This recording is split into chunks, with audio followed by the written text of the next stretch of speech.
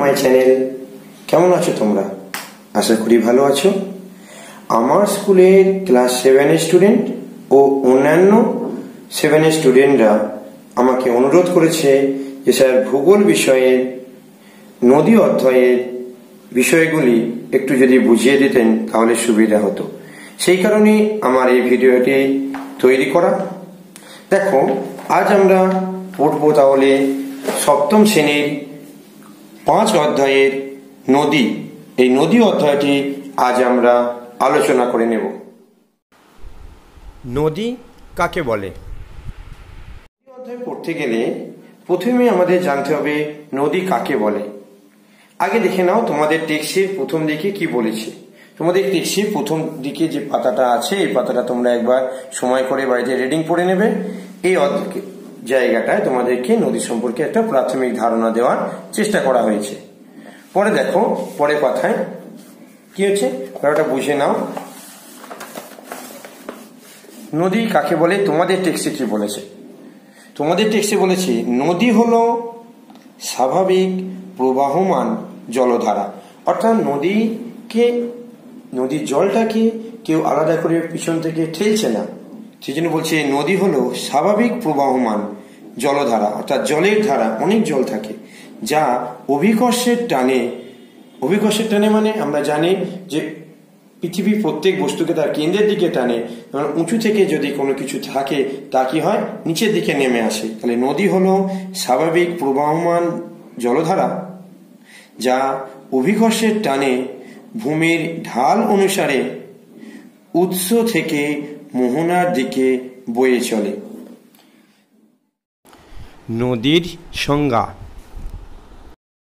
নদী অধ্যায়ের প্রথম প্রশ্ন কি আসে? প্রথম প্রশ্ন আসে নদী কাকে বলে। আমরা একটু বিষয়টা সংজ্ঞা আকারে দেখে নিই যে নদী কাকে বললে যদি সংজ্ঞা পড়ে নদী কাকে বলে তাহলে আমরা কি লিখব? আমরা লিখব কোনো পাহাড়, পর্বত, মালভূমি বা উচ্চভূমির হিমবাহ নির্গত জলধারা বা বৃষ্টির জলধারা যখন ভূমির ঢাল অনুসরণ করে নির্দিষ্ট খাতের মধ্য দিয়ে প্রবাহিত হয়ে সমুদ্র, হ্রদ বা জলাভূমিতে এসে মেশে তখন তাকে নদী বলে। তাহলে বিষয়টি একটু বুঝে নাও যে সংজ্ঞা কি বললাম কোনো পাহাড়, পর্বত, মালভূমি বা উচ্চভূমির হিমবাহ কি পর্বত বা কোনো উঁচু এলাকায় পাহাড়, পর্বত এদের শীর্ষে অর্থাৎ যেখানে শৃঙ্গ বলা হয় যে ত্রিভুজ আকৃতির জায়গাটি থাকে, ধরো এটা পাহাড় পর্বত, তাহলে কি হচ্ছে এই যখন পাহাড় বা পর্বত এর এই উপর দিকে চূড়াটাতে কি হয়, হাইটটা বেশি হওয়ার কারণে এই জায়গায় জলীয়বাষ্প গুলো জমাট বেঁধে বাতাসে জলীয়বাষ্পরা জমাট বেঁধে এই জায়গায় কি হয়, এই জায়গায় হিমবাহ অর্থাৎ হিম মানে হচ্ছে বরফ, হিম মানে হচ্ছে বরফ, এই বরফ জমা হয় এই চূড়াগুলো, পর্বতীয় চূড়াগুলো বা কোনো উচ্চভূমি চূড়ায় কিংবা কোনো মালভূমি কিংবা পাহাড়। তাহলে কি বললাম, কোনো পাহাড়, পর্বত, মালভূমি বা উচ্চভূমির হিমবাহ নির্গত জল মানে হিমবাহগুলো কি হয়, হিমবাহগুলো গলতে থাকে। যখন গ্রীষ্মকাল হয় তখন কি হয়, তখন হিমবাহগুলো বেশি গলে, যখন শীতকাল হয় তখন হিমবাহগুলো কম গলে। একটা হিমরেখা বলে একটা শব্দ হয় যে রেখায় উপরে কি হয়, যে রেখার উপরটা বরফে থাকে এবং কাল্পনিক রেখা এটা, আর যে রেখার নিচে কি থাকে, নিচে বরফ গলতে থাকে, অর্থাৎ এখান থেকে কি হয়, নদীর সৃষ্টি হয়। এবার সংজ্ঞায় চলে এসো, কোনো পাহাড়, পর্বত, মালভূমি বা উচ্চভূমির হিমবাহ নির্গত জলধারা বা বৃষ্টির জলধারা। এখানে হতে পারে যে হিমবাহ জলধারা আছে কিংবা কোনো অঞ্চল যদি উঁচু হয় এবং সেখানে কি হয়, বৃষ্টি হয়, সেই বৃষ্টির জলধারাও এই মিশতে পারে এই জলধারার সঙ্গে। কোন জলধারা? হিমবাহ নির্গত অর্থাৎ হিমবাহ গলে বা বরফ গলে যে জলটা হচ্ছে সেই জলের সঙ্গে বৃষ্টির জল মিশতে পারে। কখনো বা কেবলমাত্র বৃষ্টির জলেতেই নদী সৃষ্টি হয়। তাহলে কি বললাম, কোনো পাহাড়, পর্বত, মালভূমি বা উচ্চভূমির হিমবাহ নির্গত জলধারা বা বৃষ্টির জলধারা যখন ভূমি ঢাল অনুসরণ করে, ভূমি ঢাল অনুসরণ করে মানে কি? ভূমি ঢাল অনুসরণ করে মানে হচ্ছে যেখানে উঁচু এলাকা থেকে, অর্থাৎ যে অঞ্চলটি হাইটে বেশি, সেই হাইট অঞ্চল থেকে নিচু এলাকায়, অর্থাৎ উঁচু এলাকা থেকে নিচু এলাকা, সেজন্য বলছি ভূমির ঢাল অনুসরণ করে।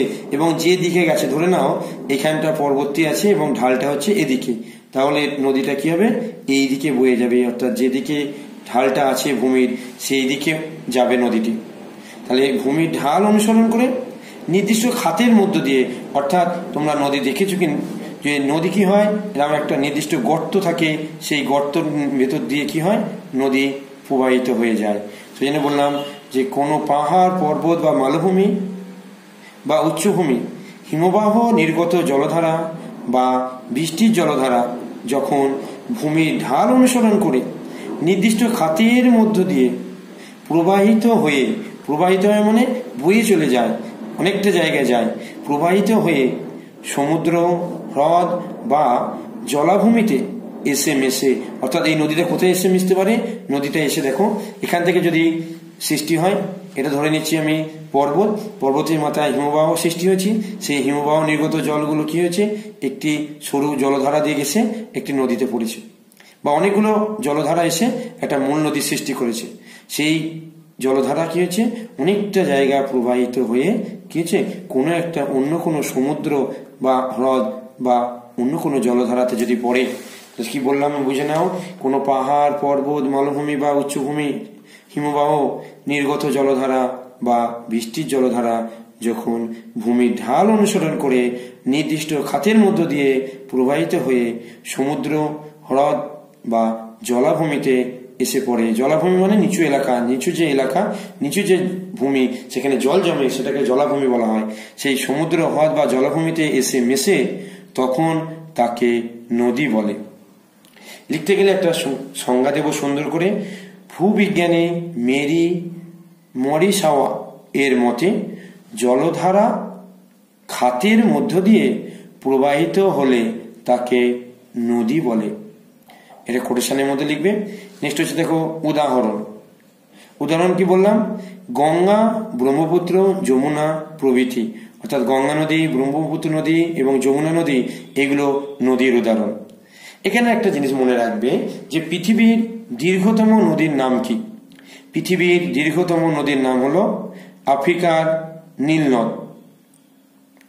আর আরেকটি প্রশ্ন পড়ে, পৃথিবীর বৃহত্তম নদীর নাম কি? পৃথিবীর বৃহত্তম নদীর নাম হলো আমাজন নদী পৃথিবীর বৃহত্তম নদী, এটি দক্ষিণ আমেরিকায় অবস্থিত।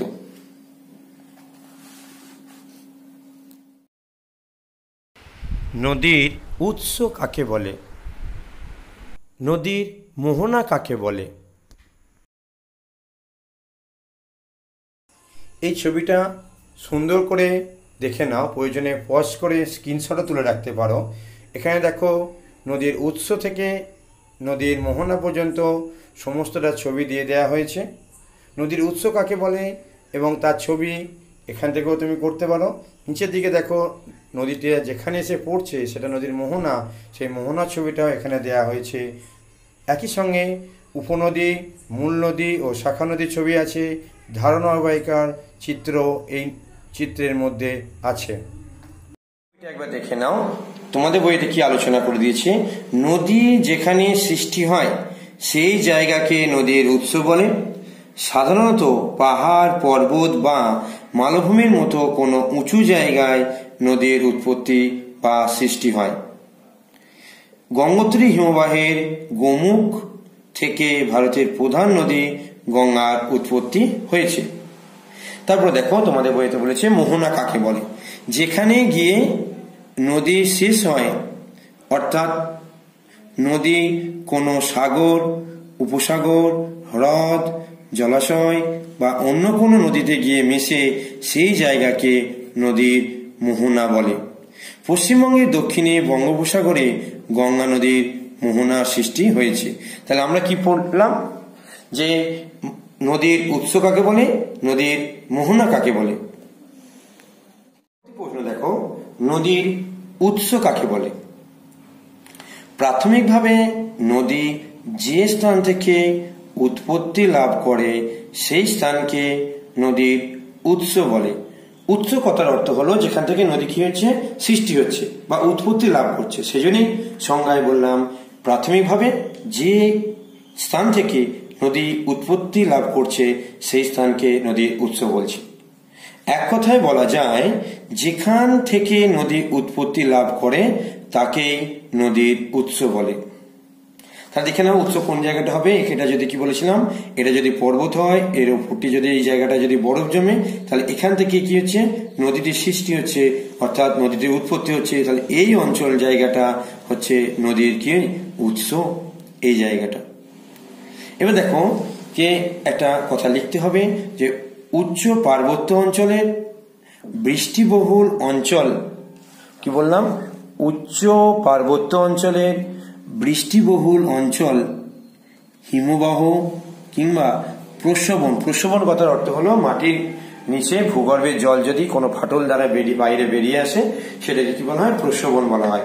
প্রস্রবণ ইত্যাদি হলো নদীর উৎস। উদাহরণ দেওয়া যাক, গঙ্গোত্রী হিমবাহের গোমুখ তুষার গুহা হলো গঙ্গা নদীর উৎস। তাহলে গঙ্গা নদীর উৎস কি, গঙ্গা নদীর উৎস হলো গঙ্গোত্রী হিমবাহের গোমুখ তুষার গুহা হলো গঙ্গোত্রী নদীর উৎস। পরবর্তী প্রশ্ন হচ্ছে নদীর মোহনা কাকে বলে। মূল নদী সরাসরি বা বিভিন্ন শাখায় বিভক্ত হয়ে তার প্রবাহ পথের শেষে যেখানে কোনো সমুদ্র, হ্রদ বা জলাভূমিতে মিশে সেই মিলনস্থলকে বলে ওই নদীর মোহনা। অর্থাৎ বিষয়টা খুব ভালো করে বুঝে নাও যে একটা নদী সে নিজে সরাসরি কোনো জায়গায় গিয়ে পড়তে পারে, কোথায় পড়তে পারে, সমুদ্রে মিশতে পারে, হ্রদে মিশতে পারে বা জলাভূমি অর্থাৎ নিচু ভূমি যেখানে জল জমে সেই জলাভূমিতে মিশতে পারে। সেই যেখানে মিলনস্থল হচ্ছে অর্থাৎ মূল নদীটা যেখানে সমুদ্র, হ্রদ বা জলাভূমিতে মিশছে সেই মিলনস্থলকে নদীর মোহনা বলছে। কোন নদীর মোহনা, ওই নদীটির মোহনা। কিংবা মূল নদী সরাসরি না মিশে বিভিন্ন শাখায় বিভক্ত হয়ে তার প্রবাহ পথের শেষে যেখানে মিশছে সেই জায়গাটাকে বলা হচ্ছে নদীর মোহনা। দেখো যদি ধরে নেওয়া যায় যে এইটি একটি পর্বত, তাহলে এই পর্বতের মাথায় কি আছে, হিমবাহ জমেছে। এই হিমবাহ থেকে বিভিন্ন জলধারা মিশে একটি নদীর সৃষ্টি করেছে। এই নদী তার প্রবাহ পথে গিয়ে কখনো বিভিন্ন ধারায় বিভক্ত হতে পারে। উপনদীতে যেমন এখানে এসে উপনদী হয়, ঠিক তেমন এখানে কি হতে পারে, শাখা নদীতে সে বিভক্ত হয়ে যেতে পারে। সে বিভিন্ন শাখায় বিভক্ত হয়ে মূল নদীটা যেখানে এসে মিশেছে, যে সমুদ্রে এসে মিশেছে, সেই সমুদ্রের সেই মিলনস্থলকে অর্থাৎ নদীটি সমুদ্রের যে স্থানে এসে মিশেছে সেই স্থানটাকে নদীর মোহনা বলে। তাহলে উদাহরণ হিসেবে দেখে নাও।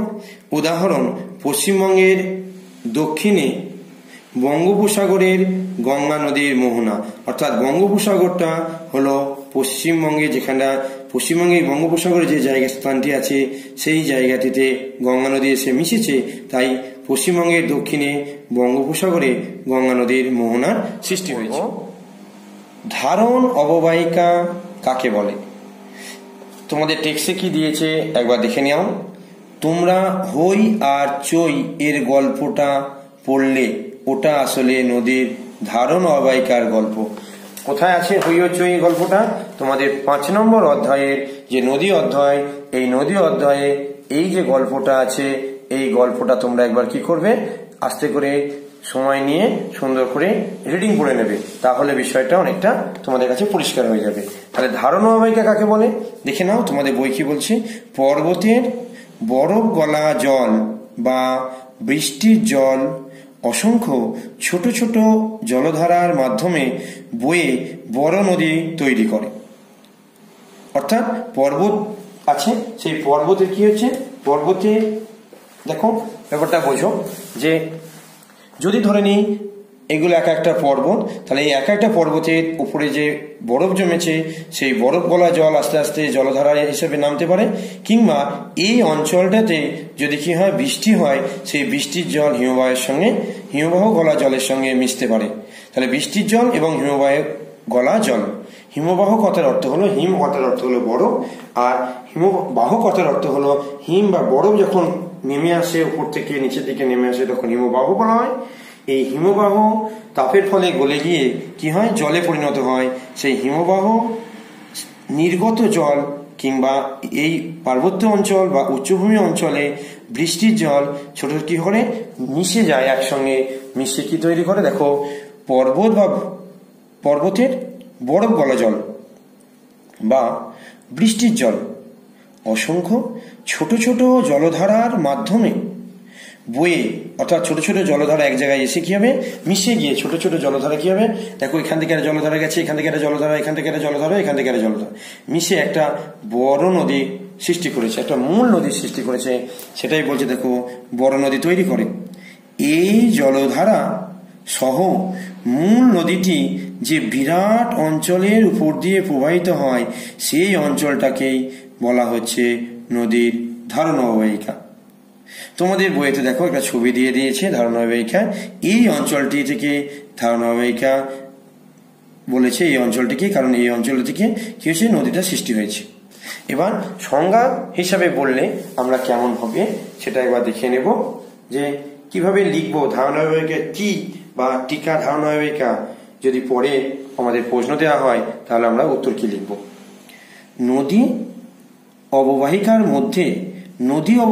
মধ্যে পার্বত্য বা উচ্চভূমি অংশের নদী যতটুকু অঞ্চল অধিকার করে আছে, অর্থাৎ নদী অববাহিকার মধ্যে পার্বত্য বা উচ্চভূমি অংশে, অর্থাৎ নদীর কি হয়, নদীর পর্বত বা কোনো উচ্চভূমি থেকে সৃষ্টি হয়, তারপর সমভূমিতে নামে, তারপর একদম মোহনা অর্থাৎ যেখানে নদী এসে মিশে যায় সেই জায়গায় নয়।